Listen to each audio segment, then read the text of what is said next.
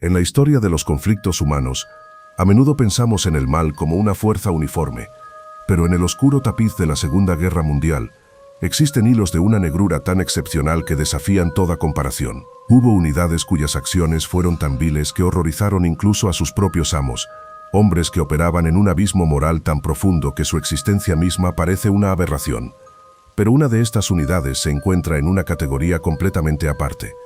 Esta es la historia de la Brigada Dirlewanger. Su nombre oficial era SS, Sonderkommando Dirlewanger, y según las palabras de un propio investigador de las SS que intentó detenerlos, no estaba formada por soldados, sino por una banda de criminales. La historia de su formación es un caso de estudio aterrador, un vistazo a cómo el Tercer Reich, en su desesperación y en su cinismo, decidió deliberadamente canalizar la depravación humana y convertirla en un arma de terror organizado. Para comprender cómo pudo nacer semejante monstruosidad, primero debemos descender a la mente del hombre que le dio su nombre y su alma retorcida, Oskar Dirlewanger. Nacido en 1895 en Würzburg, su vida inicial parecía seguir la trayectoria de un ciudadano alemán convencional, incluso honorable. Se ofreció como voluntario para servir en la Primera Guerra Mundial, un conflicto que lo moldeó en el crisol de la violencia. Fue herido 6 veces en combate, una prueba de su tenacidad, y fue condecorado por su valentía, ganando la prestigiosa Cruz de Hierro de primera y segunda clase. Su servicio en el frente occidental le forjó una reputación de eficacia implacable, una crueldad que ya entonces se consideraba notable entre sus pares. Al terminar la guerra, Dirlewanger hizo algo que contrasta violentamente con la imagen del bruto que llegaría a ser. Obtuvo un doctorado en Ciencias Políticas de la Universidad de Frankfurt. Irónicamente, su tesis se centró en el sistema de servicio laboral alemán. ¿Cómo es posible que un héroe de guerra con un doctorado, un hombre capaz de un análisis académico tan riguroso, se convirtiera en uno de los monstruos más sádicos de la historia moderna? La respuesta yace en la oscuridad que se agitaba bajo esa delgada fachada de respetabilidad, una oscuridad que el periodo de entreguerras no tardaría en sacar a la luz. Su camino hacia el abismo ideológico comenzó temprano. Fue uno de los primeros miembros del partido nazi, uniéndose en 1922, y marchó hombro con hombro junto a Adolf Hitler en el fallido putsch de la cervecería de Múnich en 1923. A lo largo de los años 20 y principios de los 30, su nombre se convirtió en sinónimo de violencia en las calles de Stuttgart, donde lideraba una sección de las SA. Su reputación de bebedor empedernido y pendenciero era bien conocida. A pesar de todo, sus credenciales académicas le permitieron conseguir un puesto como funcionario de bienestar social. Pero su verdadera naturaleza no podía permanecer oculta por mucho tiempo.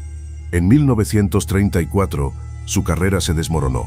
Fue condenado por aprovecharse de una joven de la Liga de Muchachas Alemanas. No fue un incidente aislado. Durante el juicio, emergieron testimonios de que al menos otras 6 jóvenes habían sido sus víctimas. Fue sentenciado a 2 años de prisión, despojado de su título universitario, expulsado del partido y de la SA. Para cualquier otra persona en el Tercer Reich, una nación que públicamente defendía la pureza moral y el honor, esto habría significado la desgracia permanente y el fin de cualquier ambición. Pero Oskar Dirlewanger no era como los demás. Su salvación llegó a través de un poderoso amigo de los viejos tiempos, Gottlob Berger, un camarada de las primeras luchas del partido que había ascendido hasta convertirse en una figura principal en la oficina central de las SS. La protección de Berger fue crucial. Persuadió al jefe de las SS, el metódico y despiadado Heinrich Himmler, de que la experiencia militar y la crueldad inherente de Dirlewanger eran demasiado valiosas para ser desperdiciadas. En un memorando fechado en 1940, Berger describió a Dirlewanger como un hombre alemán original y argumentó que sus pequeñas debilidades humanas debían ser pasadas por alto en servicio al Reich. Buscando su rehabilitación completa, Dirlewanger se unió a la Legión Cóndor, la fuerza alemana enviada para apoyar a Franco en la Guerra Civil Española. Aquel conflicto fue un laboratorio de atrocidades, y para Dirlewanger fue el lugar donde su apetito por la brutalidad pudo florecer sin restricciones. Se dice que participó en ejecuciones masivas de prisioneros republicanos, perfeccionando los métodos de exterminio que más tarde emplearía a una escala industrial en Europa del Este. Regresó a Alemania en 1939 como un hombre renacido a los ojos del régimen, un veterano condecorado una vez más y con la protección de los más altos cargos. Y entonces estalló la Segunda Guerra Mundial. A medida que el conflicto se expandía, el ejército alemán enfrentaba una crisis de mano de obra.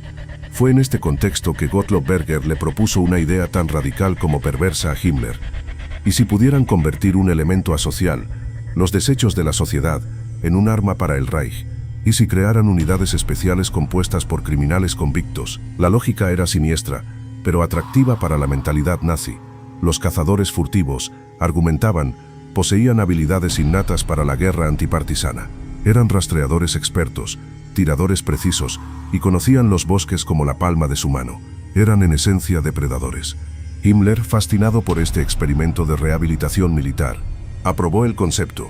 En junio de 1940, se estableció el Wilde Kommando Oranienburg, el comando de cazadores furtivos de Oranienburg, bajo el único liderazgo posible, el de Oskar Dirlewanger. Esta decisión representó una desviación radical de la doctrina de las SS, que se enorgullecía de ser una élite racialmente pura con estrictos estándares de reclutamiento. La unidad de Dirlewanger, por el contrario, reclutaba explícitamente a criminales sacados de prisiones y campos de concentración. Eran hombres cuya libertad dependía por completo de la voluntad del régimen, lo que en teoría garantizaría su lealtad absoluta y una crueldad sin límites hacia los enemigos del Reich. Con la invasión de la Unión Soviética en 1941 y la necesidad de controlar vastos territorios ocupados, la unidad expandió drásticamente sus criterios de reclutamiento. Ya no se limitaba a cazadores furtivos. Ahora sus filas se abrieron a ladrones, asesinos y hombres con historiales de actos sádicos y depravados. Su entrenamiento, realizado en el campo de concentración de Sachsenhausen, no se centraba en tácticas militares convencionales. Se enfocaba en una cosa: forjar una lealtad absoluta a su comandante a través de un régimen de terror interno. Dirlewanger golpeaba regularmente a sus hombres y ejecutaba a quienes mostraban el más mínimo atisbo de desobediencia, como al soldado Franz Schiffer, a quien disparó personalmente por negarse a participar en una ejecución. La única regla, como declararía un exmiembro en los juicios de la posguerra, era que no había reglas. La bestia había sido creada, alimentada con los peores elementos de la sociedad y adiestrada en la brutalidad. Estaba a punto de ser liberada, y nadie, ni siquiera los endurecidos oficiales de la Wehrmacht, que ya protestaban por su mera existencia, podía imaginar el verdadero infierno que estaban a punto de desatar sobre el frente oriental. La bestia había sido creada. Ahora estaba a punto de ser desatada. Su coto de caza serían los densos y antiguos bosques de Bielorrusia, sus presas, los habitantes de pueblos que habían existido durante siglos, ajenos al tipo de maldad que se dirigía hacia ellos. La misión oficial de la brigada Dirlewanger llevaba un título burocrático y engañoso: Bandenbekämpfung, la lucha contra los bandidos. Pero ¿qué significaba realmente luchar contra bandidos para Oskar Dirlewanger y sus hombres? La respuesta se encuentra en los registros de sus operaciones, documentos que incluso hoy son difíciles de leer sin sentir un profundo escalofrío. La verdad era una campaña sistemática de exterminio. Los informes de la brigada, archivados en los registros militares alemanes, revelan una estadística aterradora que lo dice todo. Una y otra vez, reportaban miles de bandidos eliminados, pero junto a esa cifra, solo un puñado de armas capturadas. En una sola operación en agosto de 1942, en la región de las marismas de Pripet, Dirlewanger informó de 6.657 personas muertas, pero solo 259 rifles confiscados. La matemática del genocidio es innegable. La abrumadora mayoría de sus víctimas eran civiles desarmados. En el diario de operaciones de la unidad, capturado tras la guerra, entradas escalofriantes se repetían con una frialdad administrativa. Junto al nombre de un pueblo, aparecía la anotación: misión cumplida, el pueblo ya no existe. La metodología de la brigada en Bielorrusia seguía un patrón tan predecible como terrorífico. Al llegar a un pueblo sospechoso de albergar partisanos, una sospecha que a menudo no requería ninguna prueba, los hombres de Dirlewanger lo rodeaban por completo, sellando cualquier posible vía de escape. Todos los habitantes eran sacados de sus hogares y reunidos a la fuerza en la plaza central. Allí se realizaba una selección. Los pocos considerados aptos para el trabajo eran enviados a Alemania como mano de obra esclava, un destino casi tan fatal como el que esperaba a los demás. Los ancianos, los enfermos y sobre todo los niños eran declarados inútiles. Estos eran conducidos a la estructura de madera más grande del pueblo, generalmente un granero o la iglesia local. Una vez dentro, las puertas se atrancaban. Entonces, el edificio era rociado con gasolina y se le prendía fuego. August von Kageneck, un oficial de la Wehrmacht que presenció una de estas masacres cerca de Minsk, un hombre endurecido por años de combate en el frente, escribió más tarde en sus memorias: Los gritos que salían de ese edificio en llamas me perseguirán hasta el día de mi muerte. Y los hombres de Dirlewanger se reían. En el pueblo de Dori, en julio de 1942, 284 personas fueron encerradas en una iglesia y quemadas vivas. De esa pira humana solo hubo una superviviente, una mujer llamada Barbara Kononova. Se salvó escondiéndose bajo una pila de cadáveres mientras el infierno se desataba a su alrededor. En su testimonio posterior relató: «Nos empujaron a todos dentro, bloquearon las puertas con bancos, vertieron gasolina y lanzaron granadas. Sobreviví solo porque los muertos cayeron encima de mí, protegiéndome de las llamas». Pero para los hombres de Dirlewanger, el asesinato en masa no era suficiente. Con el tiempo, su campaña de terror se volvió cada vez más sádica. El acto de matar tenía que ser un espectáculo, una forma de entretenimiento perverso. Sobrevivientes y testigos militares alemanes documentaron en los juicios de la posguerra los juegos que inventaban con sus víctimas. Uno de ellos, practicado en los duros inviernos bielorrusos, consistía en obligar a mujeres indefensas a recuperar objetos de las aguas heladas de un río o un lago. Cuando emergían temblando y al borde de la hipotermia, las usaban para prácticas de tiro. Otro juego, aún más retorcido, involucraba inyectar estricnina a las víctimas para observar sus convulsiones mortales, un acto que Dirlewanger, con su formación académica, supuestamente denominaba investigación científica. Quizás el aspecto más oscuro y perturbador de su legado fue la crueldad específica que dirigieron hacia los más inocentes. Múltiples testimonios describen a los hombres de Dirlewanger empalando bebés en sus bayonetas o lanzando a niños pequeños a los edificios en llamas como si fueran fardos de paja. En el pueblo de Pekalin, según la documentación de la Comisión Extraordinaria Soviética sobre Crímenes Nazis, los soldados compitieron para ver cuántos niños podían matar con una sola bala, alineándolos uno detrás de otro.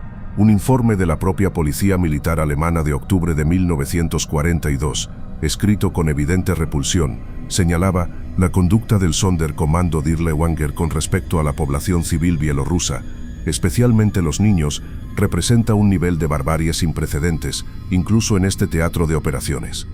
En la aldea de Kosely, según la superviviente Anna Lysenko, los hombres de Dirlewanger reunieron a 26 niños en una escuela. Los obligaron a formar una fila y los ejecutaron uno por uno, forzando a los que quedaban a mirar. Al último niño, un pequeño llamado Mikhail Petrov, le perdonaron la vida momentáneamente, solo para usarlo como un muñeco de prácticas, un blanco humano para sus bayonetas. La depravación era tan extrema que incluso Hermann Fegelein, un oficial de enlace de las SS que más tarde se convertiría en el cuñado de Hitler, se quejó directamente a Himmler: «Los hombres de Dirlewanger disparan a los niños por deporte. Esto no es combate, es una locura».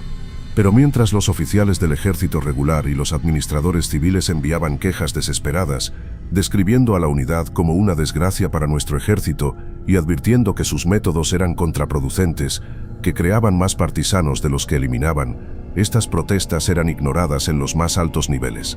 Himmler desestimó todas las quejas. Para él, los informes de Dirlewanger, con sus altísimas cifras de muertos, eran prueba de éxito. Visitó personalmente a la unidad en 1943, no para reprenderlos, sino para felicitarlos. Otorgó a Oskar Dirlewanger condecoraciones y autorizó la expansión de su mando. El mensaje era claro: la crueldad no solo estaba permitida, sino que era recompensada. La brigada era el instrumento perfecto de la ideología nazi, la fusión de la doctrina y el instinto sádico, libre de cualquier atadura moral. Durante 2 años convirtieron Bielorrusia en un matadero. Pero en 1944, para 1944, el Tercer Reich se estaba desmoronando, pero su capacidad para la violencia vengativa era más potente que nunca. El 1 de agosto, las calles de Varsovia, una ciudad que había soportado 5 años de brutal ocupación, estallaron en una rebelión. El Ejército Nacional Polaco Armia Krajowa, en un acto de valentía desesperada, se alzó para liberar su capital. La respuesta de Berlín no fue simplemente suprimir la revuelta, sino dictar una sentencia de muerte para la ciudad misma.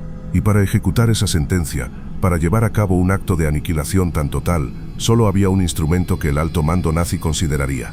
La brigada Dirlewanger fue retirada del fango de Bielorrusia y redirigida. Su obra maestra de horror estaba a punto de comenzar. Llegaron a Varsovia el 4 de agosto de 1944.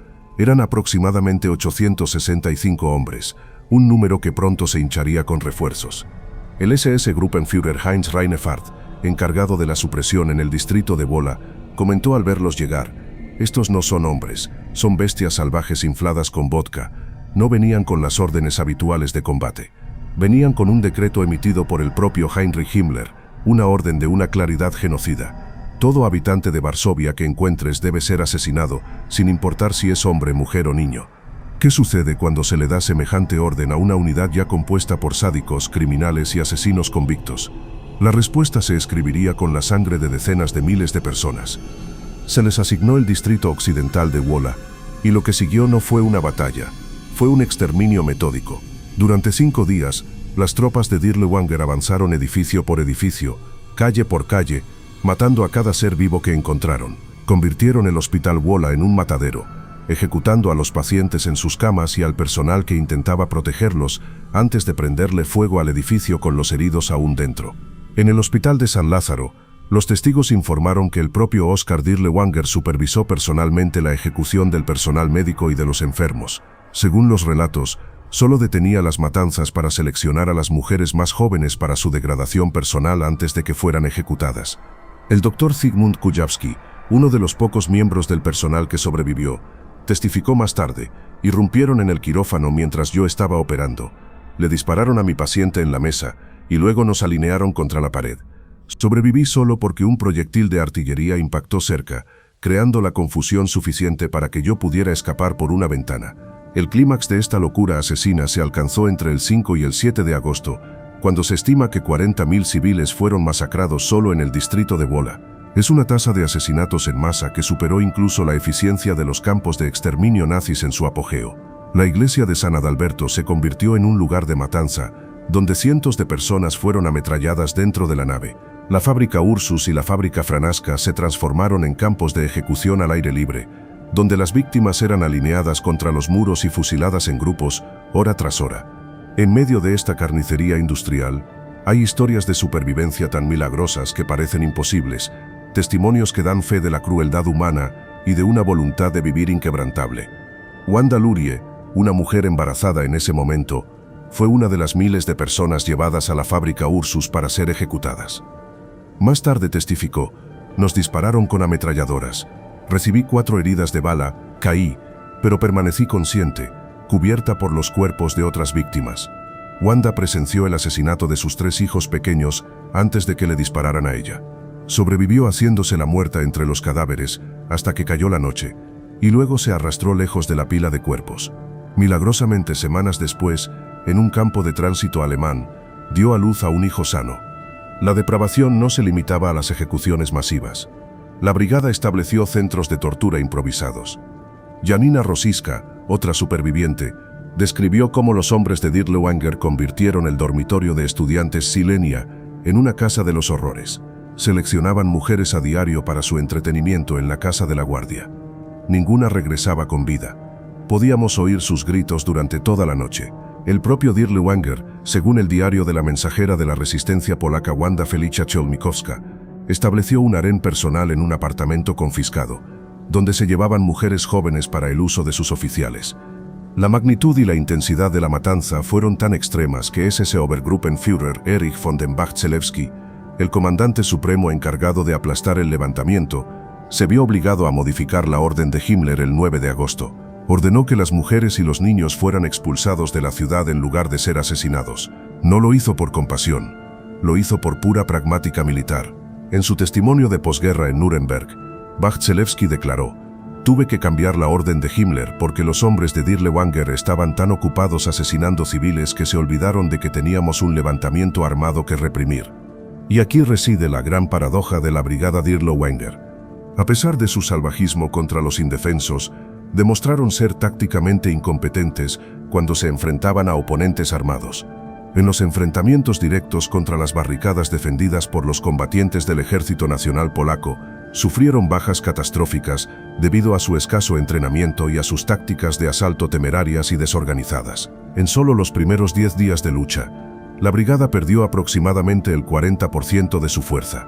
En la barricada de la calle Okopowa, una sola unidad de la resistencia polaca, armada con una ametralladora y cócteles Molotov, repelió 3 asaltos consecutivos de las tropas de Dirlewanger, causándoles más de 70 bajas.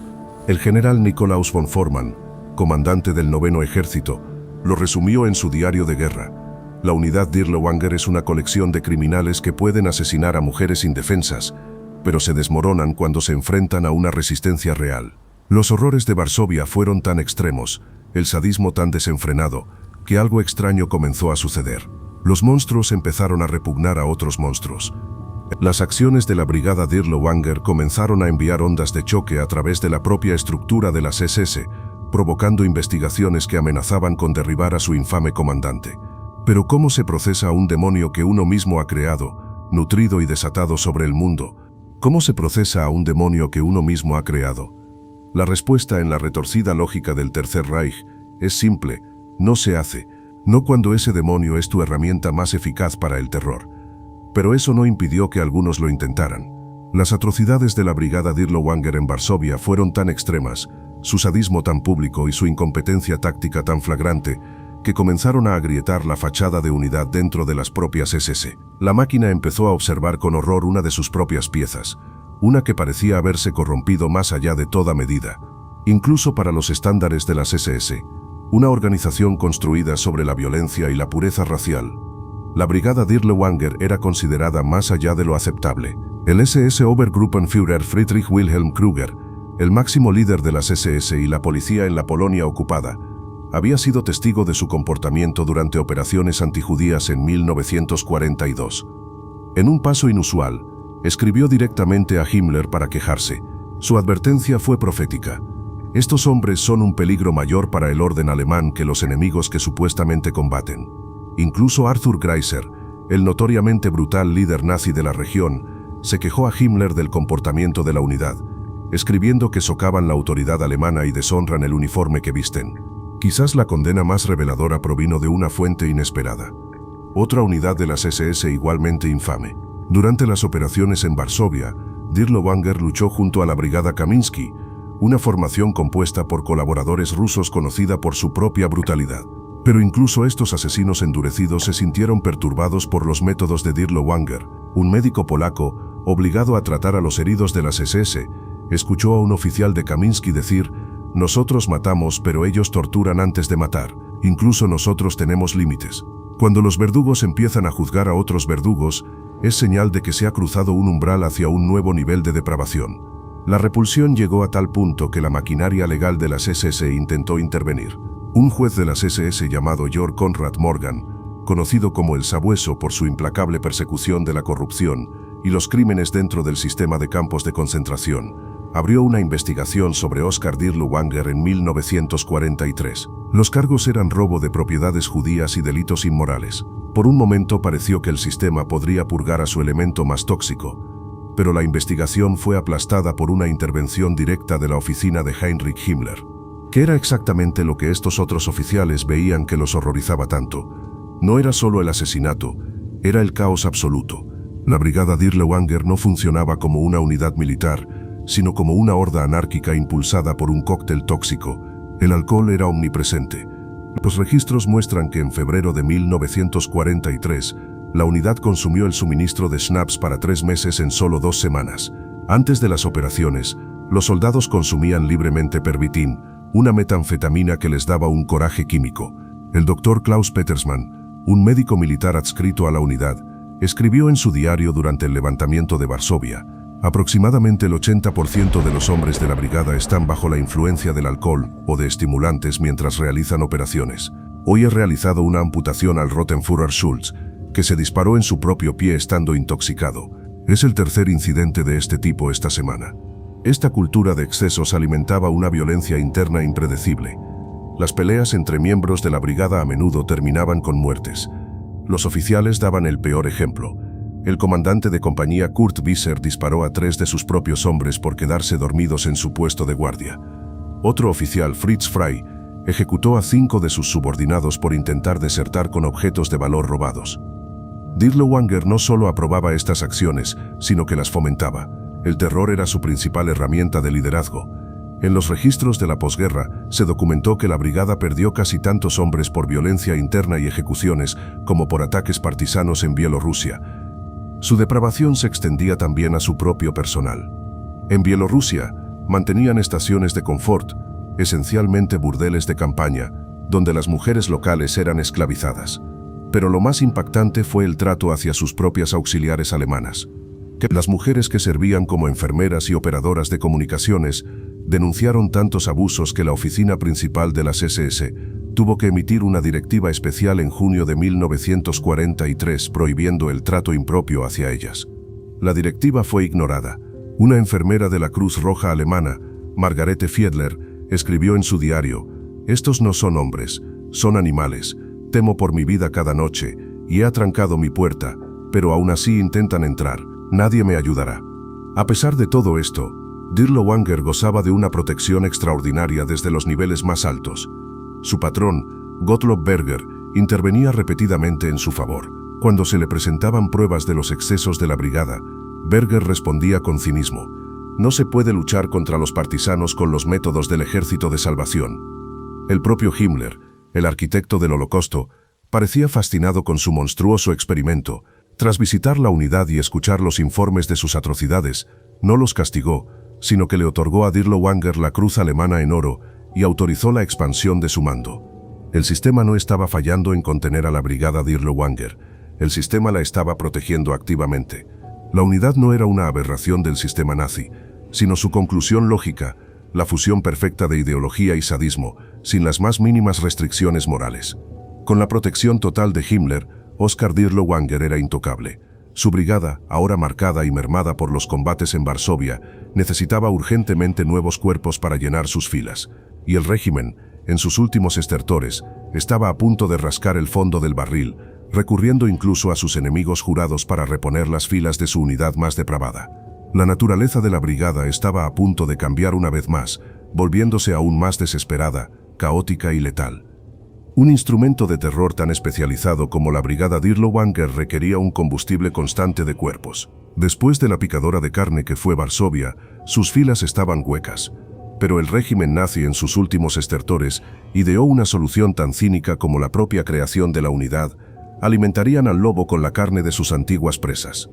Se eliminaron todos los estándares que quedaban. Las puertas de la brigada se abrieron a auxiliares soviéticos, los llamados Hilfswillig, prisioneros de guerra que se enfrentaban a la elección entre una muerte segura por inanición en un campo o una mínima posibilidad de supervivencia uniéndose a los carniceros. Como era de esperar, la lealtad de estos nuevos reclutas era inexistente. Durante las operaciones en Eslovaquia, una compañía entera de exsoldados soviéticos desertó en una sola noche, llevándose sus armas con ellos.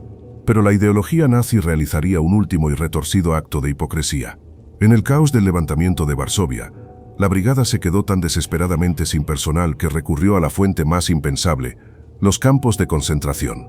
En agosto de 1944, aproximadamente 90 judíos húngaros del campo de Auschwitz fueron liberados temporalmente para servir como portadores de municiones para la brigada. No se les dieron armas, eran escudos humanos, cuerpos prescindibles. Abraham Lewin, uno de esos prisioneros, testificó sobre la experiencia: «Nos hicieron marchar hacia el combate sin armas, obligados a llevar munición a las posiciones alemanas bajo fuego. Ninguno de nosotros esperaba sobrevivir, éramos simplemente cuerpos nada más». De los 90 prisioneros enviados, solo 7 sobrevivieron, habiendo logrado escapar en la confusión del combate urbano. Con sus filas remendadas con esta mezcla caótica, la brigada fue enviada a Eslovaquia en el otoño de 1944 para aplastar otro levantamiento nacional. Su brutalidad característica continuó sin cesar. En el pueblo de Kremnička, ejecutaron a 747 civiles, arrojando los cuerpos en zanjas antitanque. Pero su debilidad militar era cada vez más evidente. El comandante partisano eslovaco, el capitán Jan Stanislav, remarcó más tarde: «Luchaban como vivían, sin coraje ni honor. Solo eran valientes cuando se enfrentaban a aldeas desarmadas». A medida que el ejército rojo avanzaba imparable, la retirada de la brigada hacia el oeste a través de Eslovaquia y Hungría se convirtió en un caos. La disciplina, que nunca fue su punto fuerte, se desintegró por completo.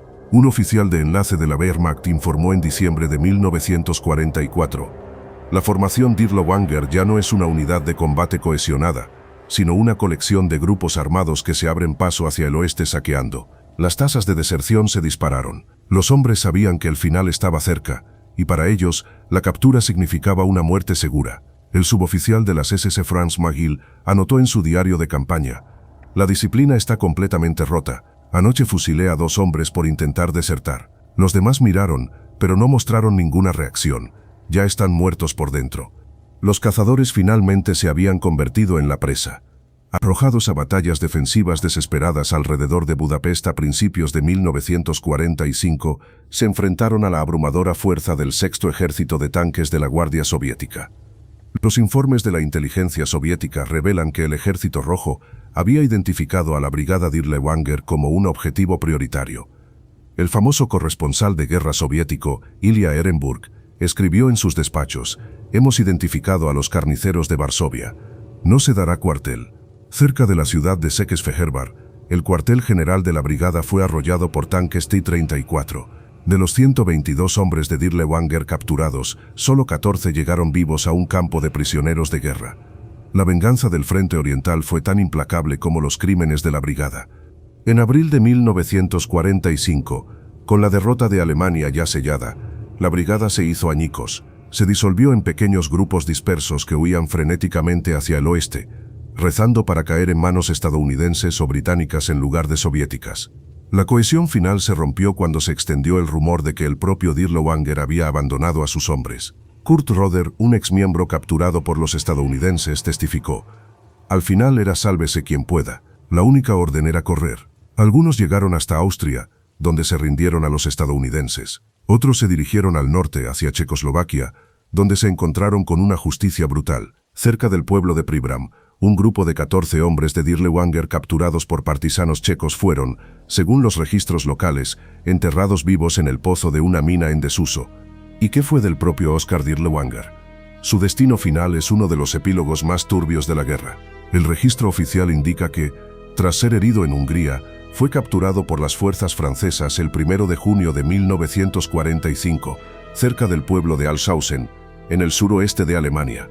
Vestía de civil y llevaba papeles falsos. Fue detenido en un antiguo cuartel y murió bajo custodia el 7 de junio. El certificado de defunción, firmado por un médico militar francés, citaba un paro cardíaco tras un trauma físico. Un final simple para un hombre cuya vida fue todo menos eso. Pero el registro oficial es a menudo un telón que se corre sobre un escenario mucho más oscuro. La verdad de lo que le sucedió a Oskar Dirlewanger en esa prisión es más compleja y violenta. La teoría más sólida, apoyada por múltiples testimonios, sugiere que fue reconocido por los guardias de la instalación, antiguos prisioneros de trabajos forzados polacos, hombres que habían visto de primera mano el trabajo de Dirlewanger. Una vez que supieron a quién tenían, impartieron su propia justicia. Jan Podolski, un excombatiente de la resistencia polaca, afirmó en una entrevista haber participado en la paliza: «Sabíamos exactamente quién era. Lo que le pasó no fue nada comparado con lo que él hizo en Varsovia». Un oficial de la policía militar francesa confirmó extraoficialmente la historia años después. La versión oficial fue que murió a causa de sus heridas, pero todo el mundo sabía que los polacos se encargaron de él. No hubo investigación porque, francamente, a nadie le importaba si ese degenerado sufría. La prueba final llegó en 1960. Como parte de una investigación alemana sobre crímenes de guerra, el cuerpo de Dirlewanger fue exhumado. La autopsia no reveló heridas de combate, sino pruebas de una paliza extensa y brutal. Oskar Dirlewanger, el arquitecto de la atrocidad, había encontrado su fin, muy probablemente a manos de aquellos a quienes había atormentado. Pero, ¿y los cientos de asesinos que había comandado? ¿Qué fue de los hombres que quemaron aldeas y asesinaron niños? Para muchos de ellos, el final de la guerra no fue un final, sino un nuevo comienzo. Su historia de escape, evasión y reintegración en la sociedad es, quizás, el capítulo más perturbador de todos. El monstruo principal estaba muerto, pero su legión de monstruos menores seguía viva. Mientras Oskar Dirlewanger encontraba un final brutal y anónimo en una celda de prisión, los cientos de hombres que habían llevado a cabo sus órdenes se dispersaron por el mundo de la posguerra como esporas de un hongo venenoso. Su historia no es una de justicia, sino una de un silencio escalofriante, y para muchos, la de un próspero nuevo comienzo. El final de la guerra debería haber sido el comienzo de su rendición de cuentas. En cambio, para la mayoría, fue simplemente una oportunidad para cambiar de uniforme o para no llevar ninguno. En el caos de la Alemania de la posguerra, un país dividido por la ideología y desesperado por olvidar el pasado, la caza de criminales de guerra de nivel medio como los miembros de la Dirlewanger a menudo pasó a un segundo plano. Las nuevas prioridades de la Guerra Fría eclipsaron los esfuerzos de desnazificación. En Alemania Occidental, El milagro económico fomentaba una amnesia colectiva. En Alemania Oriental, el régimen comunista se centraba en consolidar su poder. En este nuevo mundo, un pasado manchado de sangre era un inconveniente que muchos preferían ignorar. Como resultado, un número significativo de miembros de la brigada logró lo impensable, se reintegraron con éxito en la sociedad. El caso de Heinz Barth es emblemático. Este hombre, que participó en masacres en Bielorrusia, vivió abiertamente bajo su propio nombre en la Alemania Oriental comunista, trabajando como empresario. No fue hasta 1980, y uno que finalmente fue identificado, juzgado y sentenciado a cadena perpetua. Liberado en 1997 por motivos de salud, vivió otra década sin mostrar el más mínimo remordimiento. En una entrevista, pronunció la escalofriante y manida justificación de los verdugos: solo seguíamos órdenes. Pero, ¿qué es más aterrador que un monstruo escondido? Un monstruo con una placa y una autoridad renovada. La historia de Kurt Peter Leiding ilustra el fracaso total de la justicia de la posguerra. Leiding, que había participado activamente en las masacres de aldeas, se convirtió en un respetado oficial de policía en Frankfurt durante la década de 1950. Durante años fue un pilar de su comunidad, un hombre encargado de hacer cumplir la ley. Su pasado permaneció enterrado hasta 1964, cuando, durante una parada de tráfico rutinaria, un superviviente del terror de la brigada lo reconoció. Su mundo se vino abajo. A pesar de las abrumadoras pruebas de su participación en al menos 3 masacres, recibió una sentencia de solo 4 años de prisión. Tras su liberación, le dijo a un periodista con una arrogancia desafiante: «El pasado es el pasado. Alemania ha seguido adelante». Pero no todos los hombres de Dirlewanger buscaron una vida tranquila. Para algunos, las habilidades que habían perfeccionado en el sadismo y la brutalidad no eran una fuente de vergüenza, sino un oficio comercializable. La Legión extranjera francesa, que ofrecía un nuevo nombre, una nueva identidad y la oportunidad de continuar una vida de violencia sancionada por el Estado, se convirtió en un refugio para muchos ex-SS. El suboficial de las SS Konrad Schern, que había participado en las atrocidades de Varsovia, murió luchando contra las fuerzas del Viet Minh en la batalla de Dien Bien Phu en 1954. Murió bajo el nombre de Claude Servin, un héroe anónimo de Francia, su pasado como carnicero de Varsovia borrado y enterrado con él en la tierra de Indochina. Otros encontraron empleo como mercenarios en las guerras civiles africanas o como consultores de seguridad para regímenes autoritarios en Oriente Medio y América Latina. Las habilidades aprendidas en la brigada resultaron tener una gran demanda en el sombrío mundo de la contrainsurgencia de la posguerra. Un exmiembro, identificado solo como Schmidt, le dijo a un periodista alemán en 1962: «Lo que aprendí con Dirlewanger me sirvió bien en Argelia. Algunos métodos nunca cambian». La enfermedad no había sido curada, simplemente había hecho metástasis. Quizás el ejemplo más claro de esta metástasis del mal es Friedrich Schwendt, un antiguo oficial de logística de Dirlewanger. Se hizo famoso como asesor militar de regímenes de derecha en Paraguay y Chile durante las décadas de 1960 y 1970. Se alega que implementó en América del Sur las técnicas de interrogatorio y tortura que había ayudado a desarrollar durante las operaciones antipartisanas en Bielorrusia. Cuando fue confrontado por periodistas en Asunción en 1979, su respuesta fue escalofriante en su pragmatismo: «La contrainsurgencia es contrainsurgencia, ya sea contra comunistas en Bielorrusia o en Santiago». Mientras tanto, mientras su cuerpo yacía en una tumba en Alemania, el fantasma de Oskar Dirlewanger comenzó a aparecer por todo el mundo.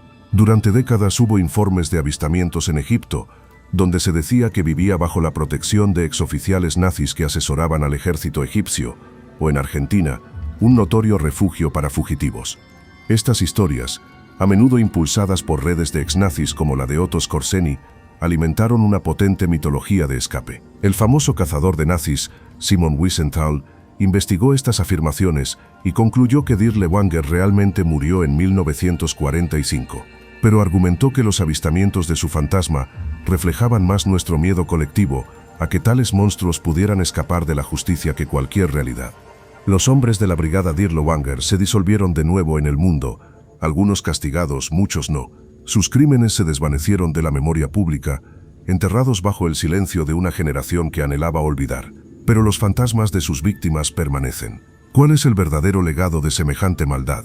¿Y cómo nos aseguramos de que sus historias y las terribles advertencias que contienen nunca jamás sean olvidadas? ¿Cómo nos aseguramos de que el mal no sea olvidado? La respuesta es tan simple como difícil. Nos negamos a apartar la mirada. Nos obligamos a escuchar los ecos en el silencio, las voces de aquellos que fueron dejados atrás. El verdadero legado de la Brigada Dirlewanger no se encuentra en las historias de los asesinos que escaparon, sino en las heridas que dejaron en el mundo, en las cicatrices impresas en la tierra y en la memoria de la humanidad. Heridas que incluso hoy no han sanado por completo. Después de la guerra, un velo de silencio cayó sobre muchas de estas historias. Las naciones querían reconstruir, las sociedades querían olvidar el trauma. Era más fácil centrarse en los grandes villanos, los arquitectos del genocidio juzgados en Nuremberg, que descender a la locura granular de una unidad como la de Dirlewanger. ¿Por qué su historia, a pesar de su maldad única, no es tan conocida como la de otras unidades? Quizás porque la respuesta es demasiado incómoda. La Brigada Dirlewanger no fue una anomalía o una desviación del sistema nazi. Fue, como señaló el historiador Christian Ingrau, su conclusión lógica. Si una ideología se basa en la deshumanización total del enemigo, si se le califica de bandido, infrahumano o parásito, entonces reclutar a criminales y sádicos para exterminarlos no es una contradicción, es el siguiente paso lógico. La brigada fue el instrumento perfecto para una ideología que ya había borrado cualquier límite moral. Eran la prueba viviente de que cuando se enseña a los hombres que sus víctimas no son humanas, cualquier atrocidad se vuelve posible. Ese es su legado más oscuro. Ser el espejo que refleja el rostro más puro y horrible del nazismo. Los asesinos tuvieron la oportunidad de desaparecer, de vivir sus vidas en silencio, de incluso justificar sus acciones. Pero, ¿y las comunidades que borraron del mapa? ¿Qué sucede cuando una aldea es aniquilada tan completamente que hasta su nombre corre el riesgo de ser olvidado?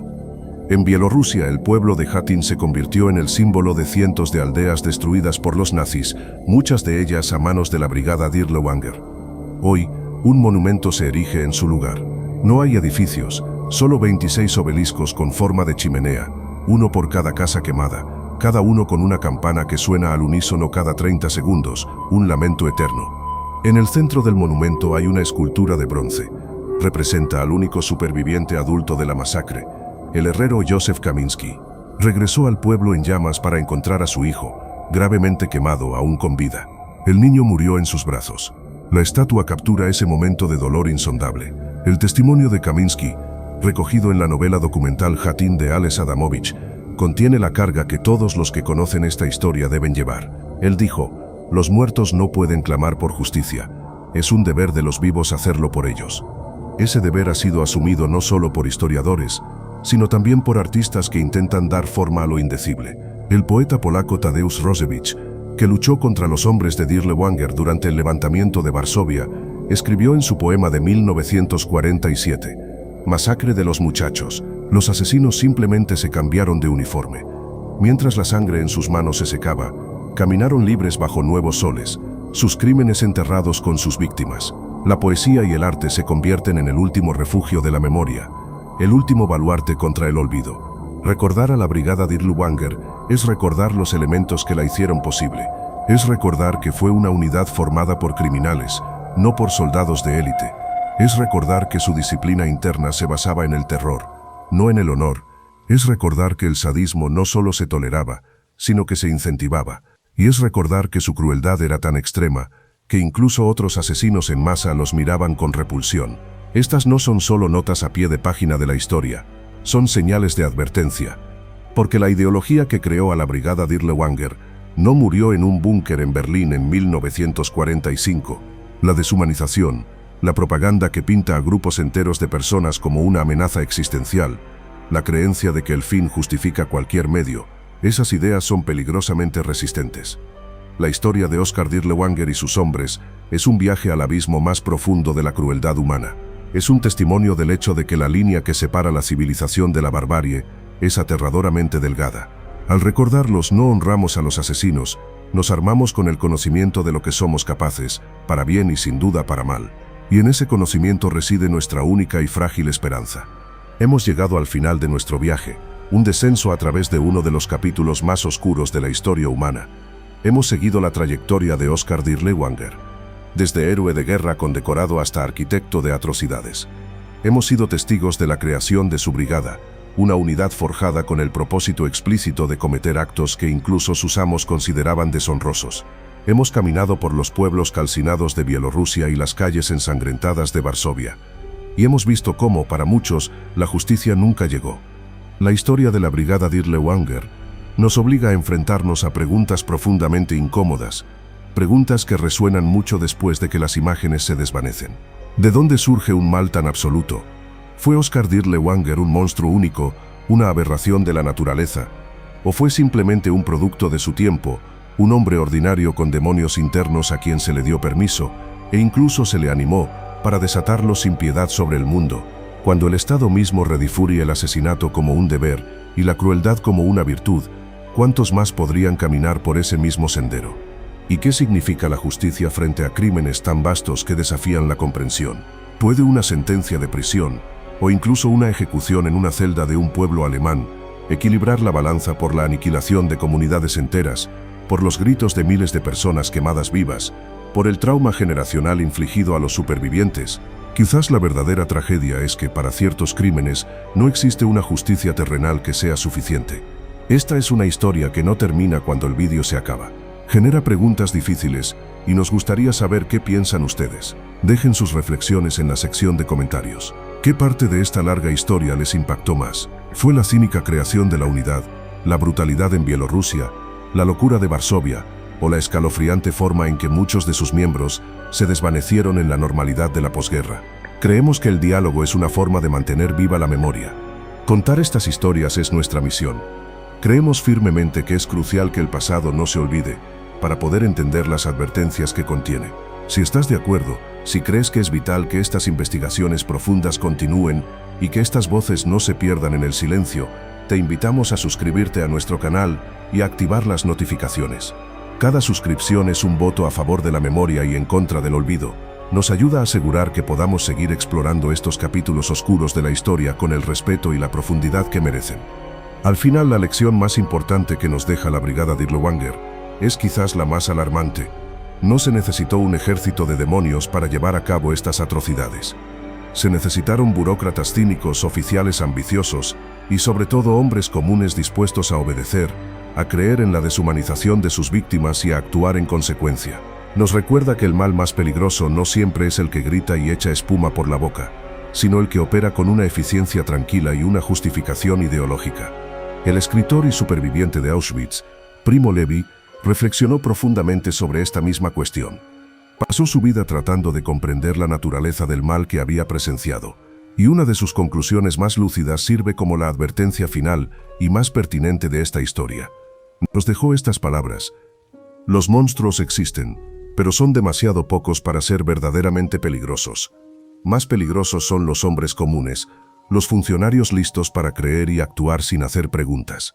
Gracias por acompañarnos en este viaje. Permanezcan curiosos, permanezcan críticos y nunca dejen de buscar la verdad.